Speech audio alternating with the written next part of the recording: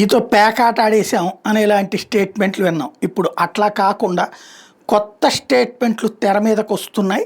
అదేంటంటే చెస్ ఆడేసాం అన్నటువంటిది. తాజాగా ఏదైతే మన సైనిక చీఫ్లు, అటు ఆర్మీ చీఫ్, రెండో వైపున ఎయిర్ ఫోర్స్ చీఫ్, ఇంకో పక్కన త్రివిధదళాధిపతి చౌహాన్, వీళ్ళందరూ మాట్లాడుకొచ్చారు.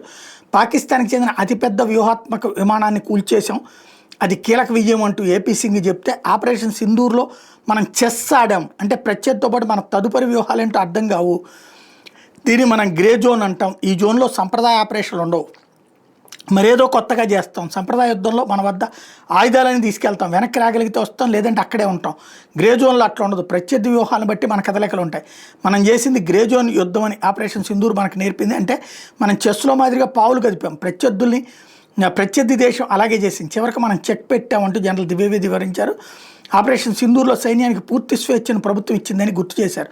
ఇంతటి రాజకీయ స్పష్టత, డైరెక్షన్ తొలిసారిగా చూసాం, ఎటువంటి నియంత్రణ లేకుండా యుద్ధం చేశాం అని చెప్పుకొచ్చారు. ఇక ముందు యుద్ధం వస్తే 1440, 1400 రోజులైనా కొనసాగవచ్చని, అందుకు సిద్ధంగా ఉండాలని స్పష్టం చేశారు. మన రెండు దేశాల సరిహద్దులు సున్నిత పరిస్థితిని ఎదుర్కొంటున్నామని చెప్పారు. మనకున్న 12 లక్షల మంది సైన్యంలో ప్రతి ఒక్కరి చేతిలో ఒక డ్రోన్ ఆయుధం ఉండాలని అభిప్రాయపడ్డారు.